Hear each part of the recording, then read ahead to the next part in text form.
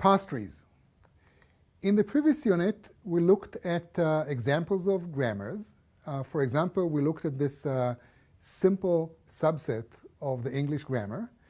And then we considered various examples of inputs, and we went in a very informal way through the art of deciding whether or not some sequence of words in the English language actually conforms to this particular grammar.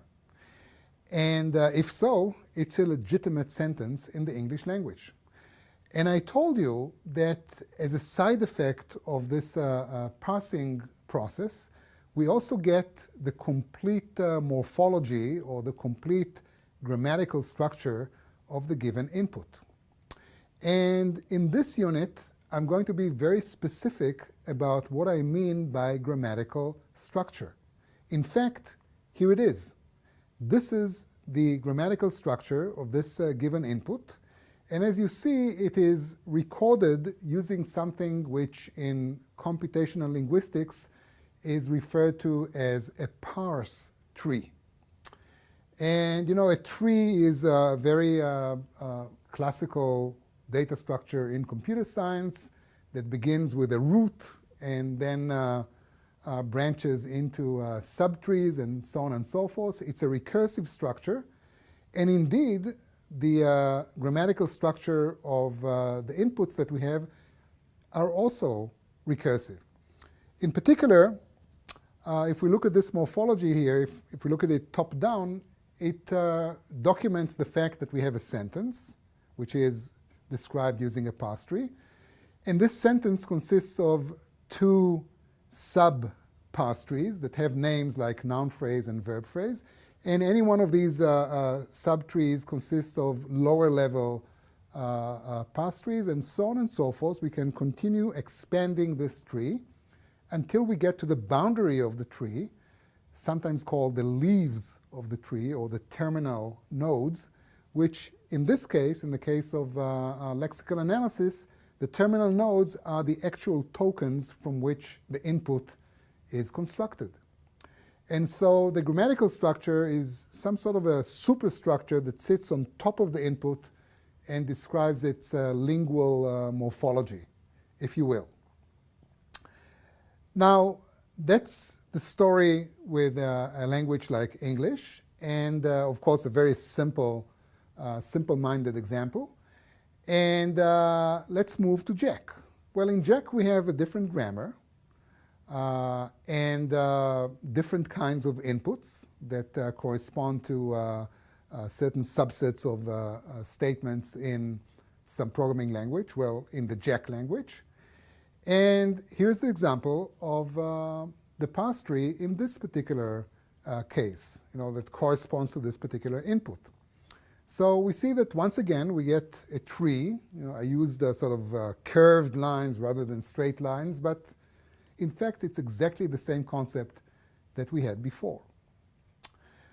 Now I'd like you to observe that the notion of a parse tree is an abstract artifact that sits somewhere above all these nice diagrams. And this diagram that I drew here is just one way to describe this parse tree. And in order to motivate what I just said, let us focus on some subset of this parse tree that we see here and sort of zoom in into this small parse tree. And notice that this parse tree describes or corresponds to the input count plus 1. And what I'd like to show you is an alternative way of describing the very same parse tree, and here it is. So what we have here is something called XML. And the XML format is some agreed upon way to describe structured data. And basically we describe the structure of the data or the structure of the items that make up the data using markup tags. So in this example, we use some agreed upon convention that I haven't defined yet, but we can kind of guess what it is. We document the fact that we have an expression here, and the expression consists of a term, followed by a symbol, followed by another term.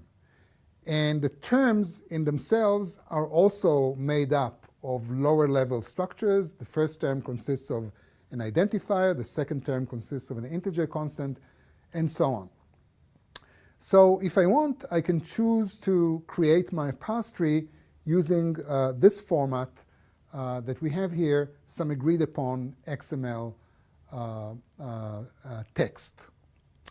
Now, I would like, in closing, to make two important observations. First of all, what we see here is the XML file that corresponds to the input count plus 1.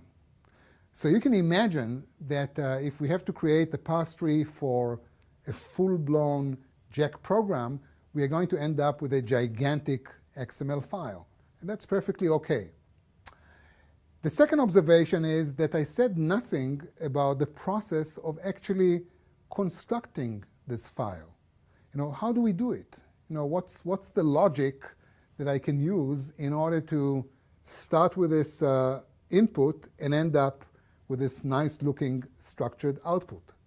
Well, this logic is exactly the subject of the next unit, which is now coming up. Parsing logic.